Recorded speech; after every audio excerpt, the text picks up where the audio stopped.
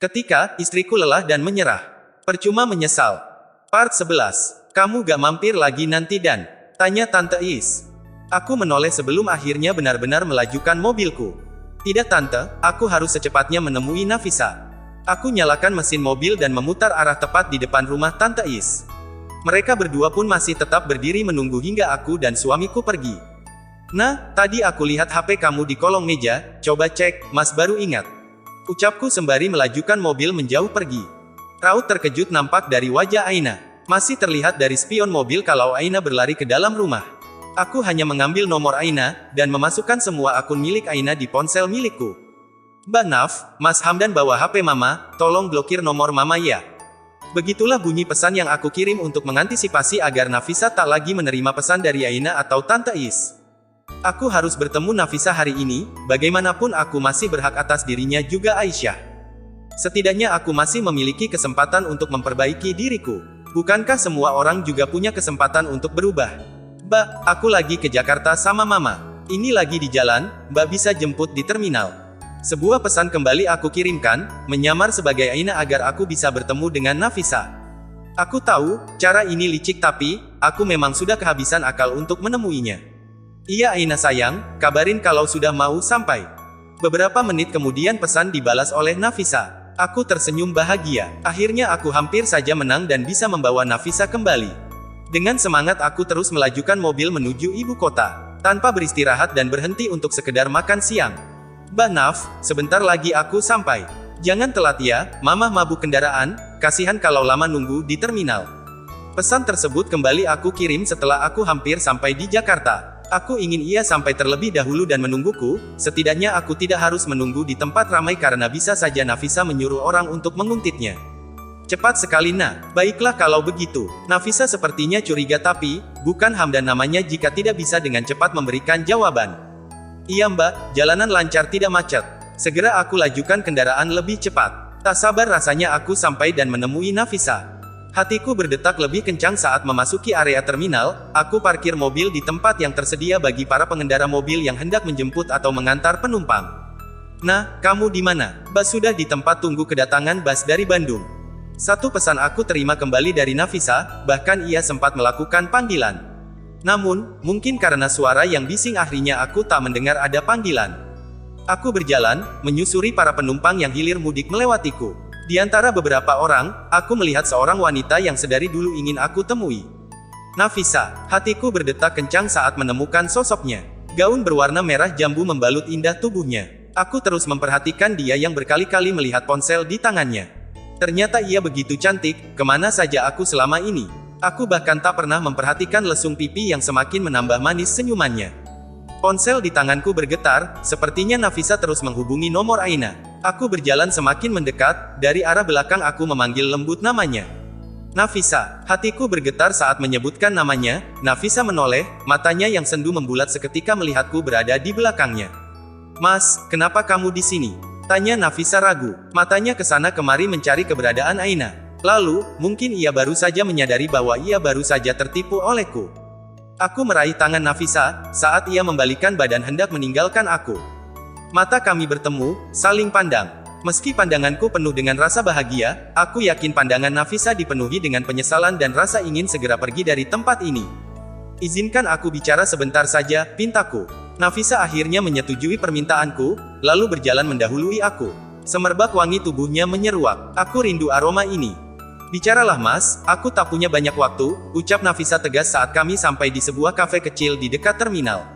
Naf, bagaimana kabarmu? Apa Aisyah sehat? Mas rindu, ucapku berusaha mengawali pembicaraan.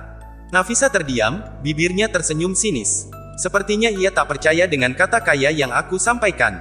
Naf, mas menyesal, ungkapku lagi. Sudah mas, terlambat. Sudah terlalu terlambat, tegasnya.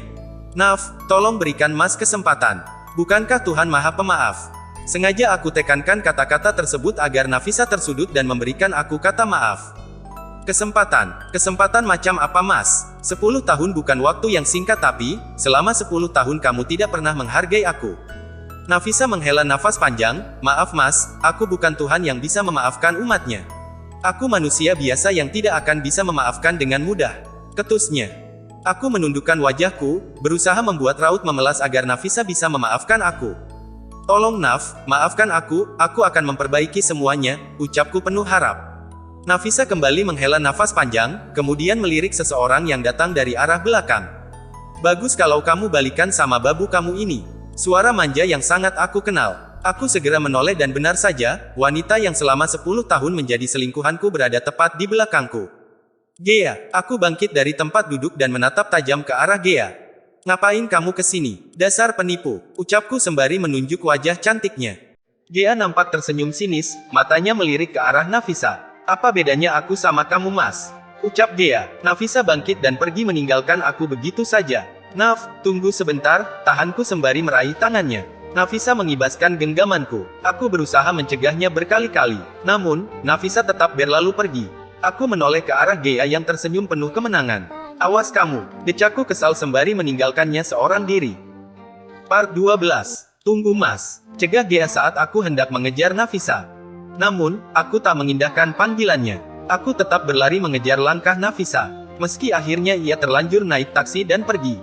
Tak habis akal, aku segera mengendarai mobilku, mengejar Nafisa dan terus mengejarnya.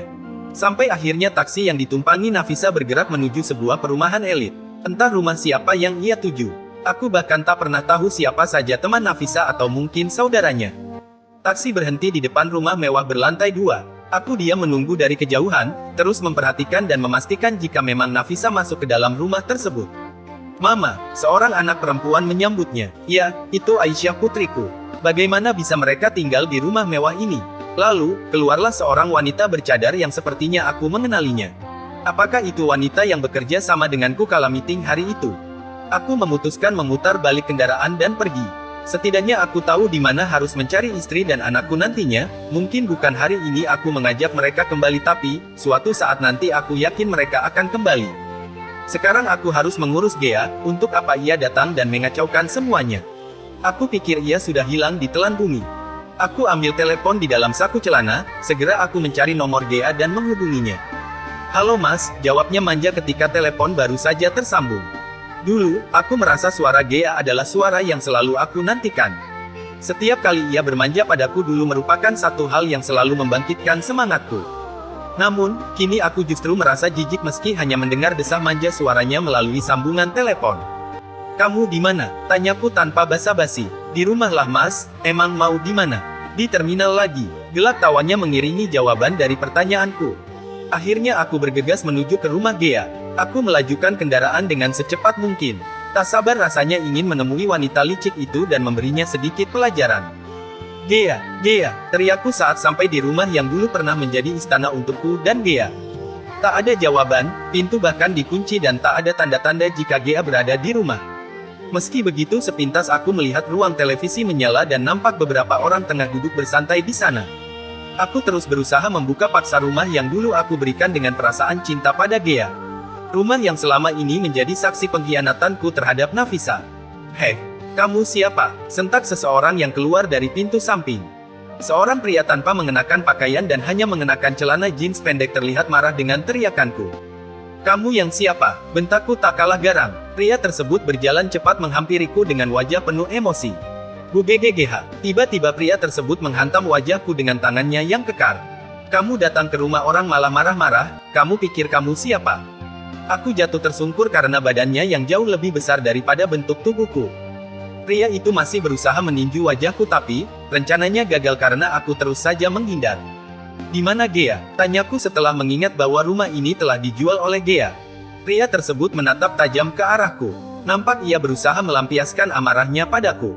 Mana saya tahu, sebelum semua selain memburuk, aku segera berlari menuju ke mobilku.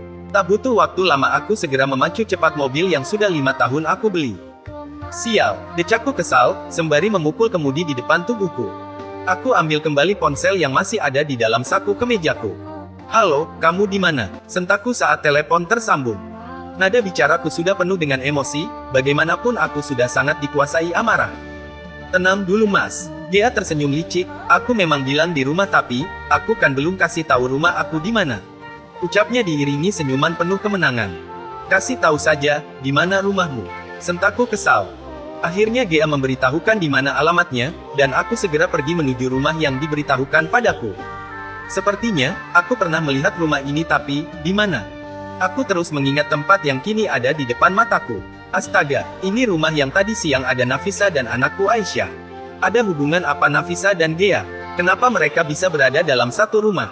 Tak ingin terus tenggelam dalam rasa penasaran, aku segera turun dari dalam mobil. Perlahan aku berjalan menuju teras rumah dengan bangunan yang menjulang tinggi. Rumah mewah bergaya modern dengan cat putih bersih ini terlihat begitu mewah dengan paduan nuansa gold di beberapa sudut hiasan rumah. "Hei Mas," tiba-tiba suara Gea menyapaku dari arah belakang. Entah apa yang ia lakukan di sini, lalu apa hubungannya dengan Nafisa istriku? Aku masih terus bertanya-tanya tapi, aku pun tak bisa langsung menanyakannya.